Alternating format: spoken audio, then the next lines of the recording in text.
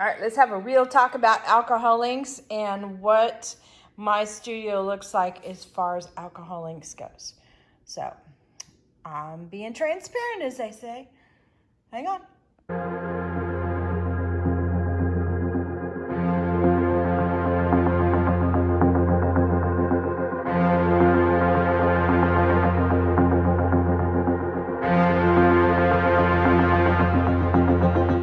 All right, so this is my little project I have in process right now. Been working on Artapalooza every Wednesday nights. I did miss one recently, but the artist Haven, she puts together, and she's on YouTube, a show every Wednesday where there's a group of artists and we hang out and giggle and goof off, but we also create art, so it's a lot of fun to hang out with us. So that's what I was working on yesterday. So anyway, so I wanted to share what I actually use in my studio for alcohol inks. So this is no glorified, oh, you must use this new fancy dancy item kind of thing. This is just what I would use. Like if my friends came over and we were doing art together, what we would use. And see, I haven't even cleaned off my brushes or anything. So we are being real today. Okay, so you see these fancy dancy brushes? Well, no, they're not really. They're just kind of silly little brushes that I got on Amazon. But what they do is allow me to use alcohol ink with them without having to worry about hurting my really nice brushes. So, in fact, I want to get another set of these because they have been doing really well. And they'll get real hard with the alcohol, like it's almost kind of a little brickish right now. But you put them into alcohol and they soften up really fast. And they've been working, as you can tell, they've been working pretty well. So I'm happy with them. No need for fancy dancy brushes, but they're a little fancy with the handles. They make me happy on that part. So that is a inexpensive thingy that I do. And my go-tos on alcohol inks, I use the pinatas. I use Ranger or Anorandac. Nope, I can't even say it. They used to be known as Anorandac inks, but it's a Tim Holtz brand is what it is. And then Copic, and you can't even see the brand on that one, and Copic inks there. The other inks that I will use are made from a dye that is based on for use for resin, and you can, I guess, incense, water it down or dilute it down with alcohol. It requires a few drops, and I will put them in these little bottles here fill up the bottle almost mostly full with alcohol and put about, maybe 4 or 5 drops, maybe even 6 drops, and test it out on paper or a paper towel to see if I got the color right or if I want it lighter or want it darker. That's a good way to figure that one out. So I do use those. The other one I use is Resin Art, which I did not get a container out, and I will do the same things, but it is a mica that's meant for resin, and it does really well with the alcohol also mixed up. But you have to shake it. It's not one of those that stays mixed up. You have to give it a good shake before you use it to get it back in the solution again. I will say this much: if you do use the Resin Art on your alcohol inks, it leaves a really pretty shimmer to it. Sometimes a little bit extra sheen to it. And it does offer a huge just world of effect as well as just illusions or textures to it. And I probably will end up incorporating some of that into this. But I do recommend highly sealing it and then doing a resin coat over it to protect it, because the particles, the micas, do become do get onto the surface. You can test it. You can okay, words aren't working. Let me try again. You can feel it with your fingers, and you can end up pulling off some of that, like I just did the purple. You'll peel off some of the particles with your fingers or by touch, so you can wipe it off. And you want to make sure that it's sealed down and coated with resin, and that shimmer will stay intact. So I do recommend playing with other mediums you never know. Some of them do translate from across the board from resin to alcohol ink, so be creative. My other common product that I use, paper plates. I mean, there's the brand right there. You can get them at the local grocery store. However, I will say this much. They are the coated kind because they do not leak through there. And they have that little bit of a coating on the surface. And they are also heavy duty, so if I'm holding it, you know, it's not going to get floppy and bend and stuff. But I will reuse these suckers over and over. I have a stack of different colors that I use. So that's a common thing. These guys here, I use the snot out of these for, well, this is a new batch. You can tell it's all pretty still. For resin, I've got a huge stack over on my resin table, but I also have a few that I set up for doing alcohol inks and raising my canvas up. Super handy, inexpensive. You can use them over and over and over again. I like products like that. All right, let me move this guy out of the way. All right, this tool here, and I'm not talking about this cover, but this one, I've got one over there that's slightly smaller. I've got a 12 by 12 canvas I use a lot. And in fact, there's some right here. And those canvases fit perfectly on that one. So I guess it's a little bit smaller, like maybe 11 or 10 inches. And then this is a big sucker. And little turntable. Mucho handy. Even if you're just using it to create blends or work with your brushes on creating more of a kind of a traditional type of alcohol ink kind of painting. Really handy for moving your piece around over and over again and getting that worked out. Now, the bigger ones, I do have a tendency to use larger canvases on it. It will go over it, but sometimes they get cut off here. Like, for example, that dragon one will not go completely over. It does partially. Sorry, I've been working with dyes. You see my purple hands. So I do have one of these little mats on top of it, and these are silicone mats, but I'll get back to that one. But with that little guy over there, it hangs off the side, so I don't usually need to cover it. And if you do get, I was trying to see, yeah, if you do get alcohol on there, for the most part, it cleans up really, really easy. So I've cleaned this sucker up many times. Now, the alcohol might stain.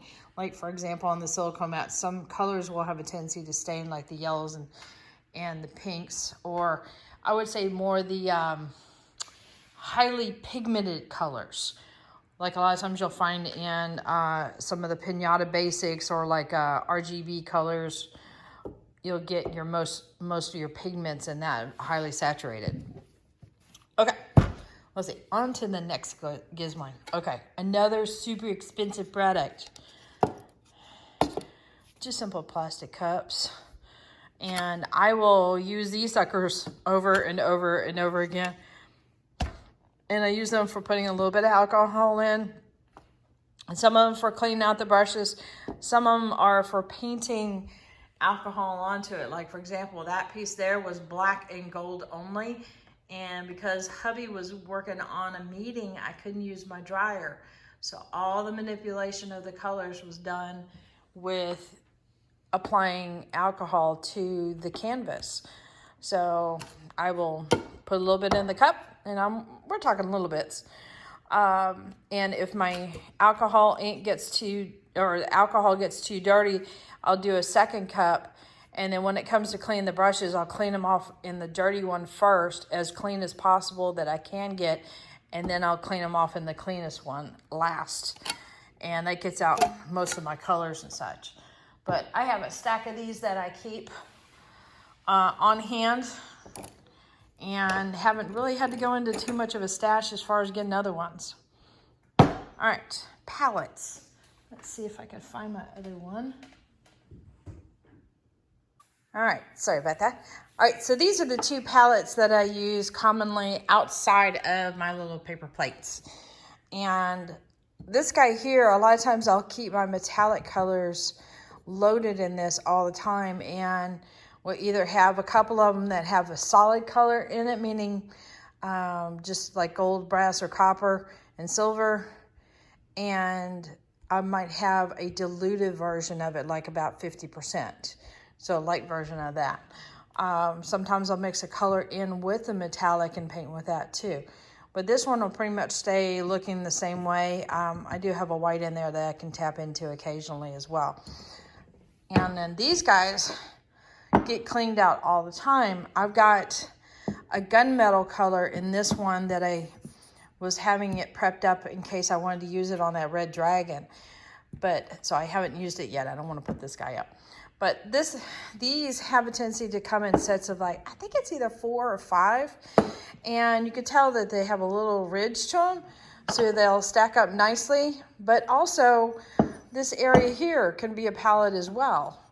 I don't know if I've got any of the, no, of course not. Not for show. Oh, well. My other ones do. But you can put a lid. If you wanted to keep it wet for like watercolors or acrylics or something like that, you can use the top as a lid to keep them wet. So that's the purpose of having them stacked, is so that you can keep it in a wet environment. However, alcohol does kind of evaporate super fast, so that keeping it wet part is kind of pointless for alcohol inks, but you can easily just reactivate it by adding a little bit of alcohol to it, rubbing it around with your brush, and voila, you've got your alcohol ink again. So super handy. I use them a lot. I think I've got 2 sets of these guys and a couple of these guys floating around that I use all the time. All right, now let's see. Oh. Alcohol. As you can tell, I wrote on that a while ago. It's almost rubbed off completely. I will keep my alcohol, of course right now it's when you can get it, but in this guy for easy access to either refilling bottles with, or anyway, a lot of times when I first get going on a canvas, I will do a flood coat of a couple different colors to give a nice blend in the background, and I'll use this bottle a lot. But most of the time when I'm actually working on the canvas, I'll use these little guys with these little nozzles. And my buddy Scarlett showed me these little guys.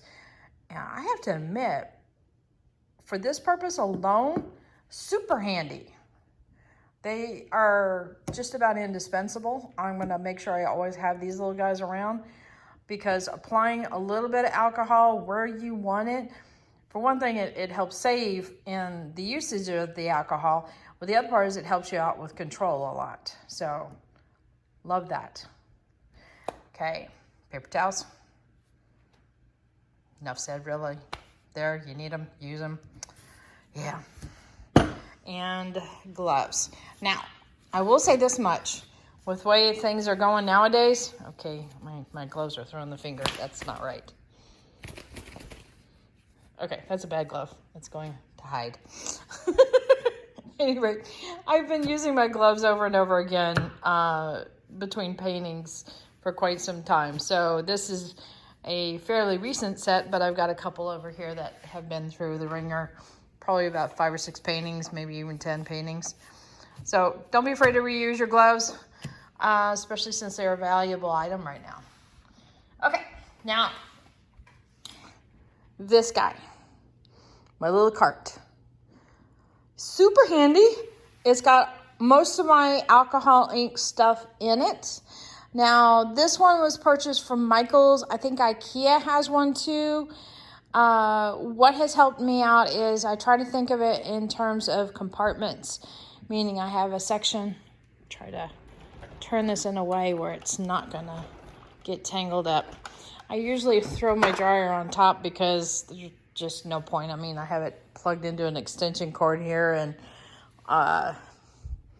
yeah, most of the time it ends up falling off, or it hangs in my lap because I'm using it so often. But in fact, I'll put it in my lap right now. I'll put my little stands here.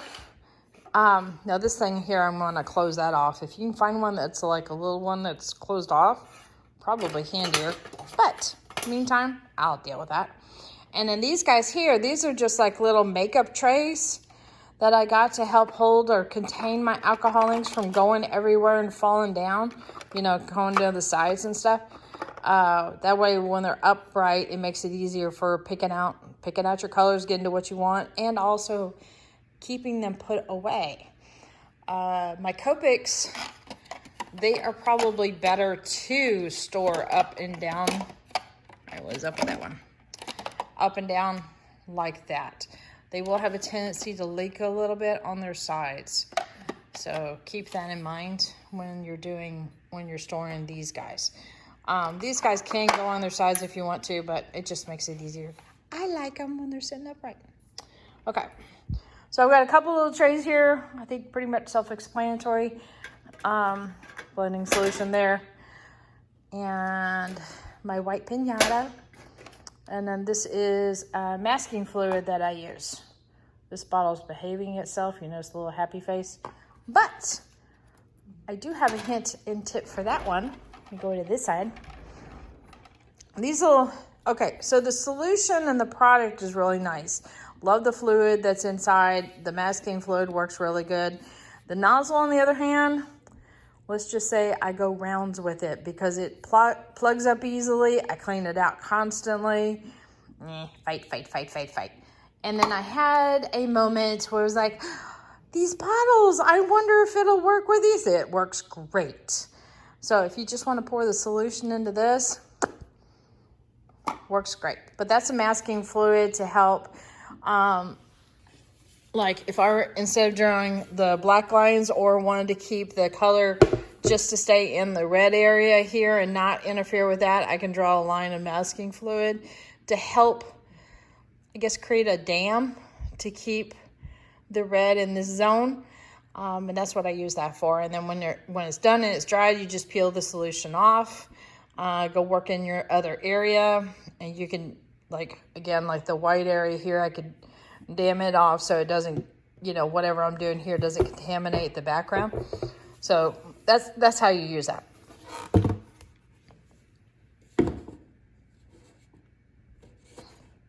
Okay, stay. Be good, dragon. All right, so handy dandy dryer tool. Yeah, it's a travel blow dryer. We're not talking big expensive item. It's got a low, it's got a high setting on it. Is here refocused? Yeah. And that's what I use. It works for me. You know, it's not fancy dancy heat dryer or anything like that, or, you know, it's just a little travel dryer. It works great.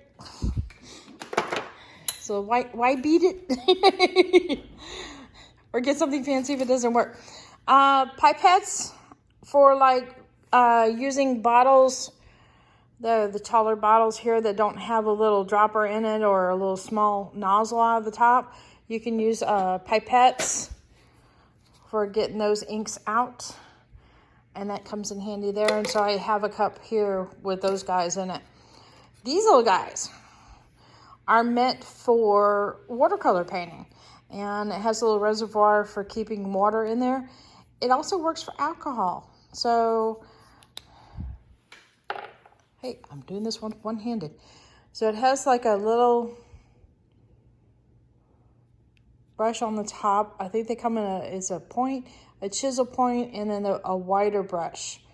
And then all you do basically is give it a little bit of pressure when you want alcohol to come out of your brush, and then you can use it to do your brush strokes. The other thing is too, is when you're cleaning it off, give it a little squeeze and wipe it down on your paper towel, and you can clean it off in the reverse basically. All right. That's my liquid latex. That's what I use for the back of my canvases to protect them, and then I do resin on my canvases, and then I just peel that stuff off and the resin drips come out of that. So I've got it in also one of those little trusty bottles. Bottles come in handy. All right, I have a variety of brushes here that are, again, my inexpensive brushes. Oops, no, it's washed off. It just got dyed. Okay. I also use a variety of foam brushes too. Let me get you in a little closer. And then these guys came, some of the alcohol inks are sold in kits like on Amazon. And they're like, oh, we'll throw in a few, you know, foam brushes. Sometimes it comes in handy, like these little guys here. I was trying to do like little scales. And so I bent it. And so that way I could literally create a little stamping action with the colored ink. And it worked out really well. All right, focus. There we go. My nose was a little fuzzy. This is a blending solution pen. To be honest with you, I haven't tried it yet. So, just explaining what it was, that's all. I have done brushes where I've put little, you know, cutout points in it and creating texture and stuff. I always have a pencil around. Here's some more of those little watercolor pens or brushes there. And like I said, always have tons of those cups. Also, occasionally I will do flesh tones, and flesh tones are a funny thing. So you gotta be mindful of that as far as, I mean, some of the browns look a little darker. Sometimes they look a little bit more olive. Sometimes they, you know, they come off like they've been baking in the sun for quite some time. Sometimes it might be shifting a color completely in the wrong direction. So depending on the skin tone you're trying to go for and also the shading of the skin tone, this comes in handy as far as having a swatch around of that. Otherwise, I usually just kind of go for it with most colors, to be honest with you. But if I'm going to do a swatch, I'll make sure that I have a saturated area and then some kind of light area, so I can see a blend of it and see how far I can push it. But that's pretty much the only swatch I've got handy there. Okay, let's see. Got my jug of alcohol. Mod Podge occasionally will work with that. Let's see. Am I about to get twisted up again? Yes. Polyacrylic. And that was when I was doing a whole bunch of eggs around Christmas time. So I just kept that in my little cart there. And then down here is where I keep most of these guys that I was showing you earlier from Alumilite. And I've got fluorescence over here and then regular colors over here. I'll keep my UV archival. Okay. So you guys have probably heard this a bunch. And if you haven't, when you go to seal your alcohol inks, this stuff I love. I'm not saying anybody's other recommendation isn't working, but this works for me really well. But I also like the matte because the gloss will have a tendency to reactivate alcohol inks, and you know, all that work doesn't work so well. Most of the time I will do 2 or 3 light coats of this on top of my alcohol ink paintings, let it dry fully before I resin them. But that way I have, I know I've got a full coverage on it. But I have been known to do resin on top of it without doing the UV spray. So I would say probably 60% of the time, maybe 70% of the time I will spray them down. Okay, the lower zone. Okay, this little guy keeps wanting to run away. Stay. Okay, I'll have a little container here, self-explanatory. Got a bunch of gloves. These little guys. I'll be able to get it. Okay, fine. All right, so you see my fingernail there? These little guys are makeup application type brushes, and they come in different sizes. I think this is one of the larger ones, but they help when you want to do fine detail work or removal of alcohol in fine detailed areas. Super handy. When you have them, it's like kind of like a little safety bubble. You know you have them when you get into a pinch. So I got a set. Let me get rid of my brush there. It has those little guys in it. Try and do this one-handed. Doink. Those, which are even smaller. I think that might be the smallest one. this is the biggest one, and then this is like next size down. So those guys come in handy. I have not made a dent in these. It'll be one of those, you buy it once and you probably will have it, you know, for the next 10 years to go through. So not something you need often. Let's see, what else do I have down here? The fact that I'm asking. Oh, I just got a stash of extra of those little plastic bottles. Here, I can take this off with a magnet. Yeah. Nope, not one-handed. Oh, there it goes. Ha ha. See, just some extra bottles and little spritz bottles there. This was something I thought I would play around with, but I've been able to do the effects I wanted to do without it. So I haven't used it yet. Just extra stir sticks. Usually I use those with resin though. So that's pretty much my tray in general. So invaluable. These little guys, love, love, love. Huge deal there. Something to rise up your artwork on.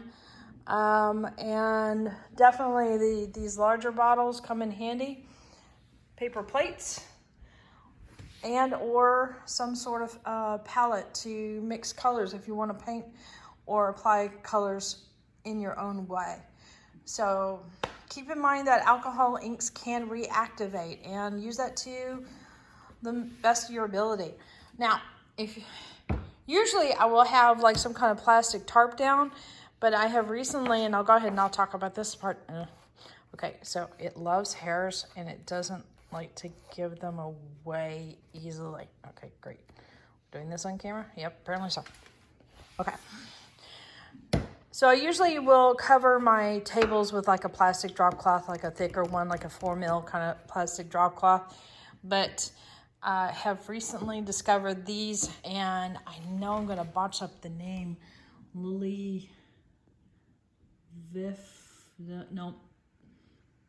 that company. And if you can see it, let me zoom you in. Jink. Okay. It kind of reminds you of a carbon fiber fabric where you got that weave in there, but it's definitely covered with the silicone. You can hear my finger rubbing across it, and it will bead up really, really well. In fact, I've got some alcohol right here. It just beads up on the surface, no problem whatsoever. It does make cleaning up easy. If you get a bunch of coloring down here, just get a little bit of alcohol on your paper towel and wipe it down. And you may have to do a couple of passes because all the alcohol will bead up, even the alcohol inks. And so you'll have to do a couple of passes in order to pick it up. It does stain eventually, and this will probably get covered, but it does its job so well that it's actually created an unusual problem that, because the fabric's thicker and it kind of has this nice rollover, if there's a little bead that comes over, whoop, in my lap. So I've gotten alcohol ink on my lap before. If that's an issue, just make sure your project is in the middle, and let me zoom back out again. Whoop, in the middle of your table. So that should work out pretty good. Let's see what else. Oh yeah, I guess the main deal is these little boards here. I get these from Jerry's Artorama, and it's a pre-gessoed board on a panel. And they work out great for alcohol inks. You can pretty much just unwrap the paper, slam it down on the canvas or on the table, and just get started with it. And I do that quite often. So that works out really good for me. UPA papers, I use them too. I haven't tried any of the other like photo papers yet because I still have quite a few of both. In fact, this is my go-to thing, the boards and stuff, because if I resin them, they look fabulous. So that's why I use these boards quite a bit. Anyway, hopefully I didn't leave anything out, and you've got all my tools and gadgets and stuff there. So remember, fancy dancy paintbrushes. I think these were called the unicorn ones. I'm not sure, but they're fun.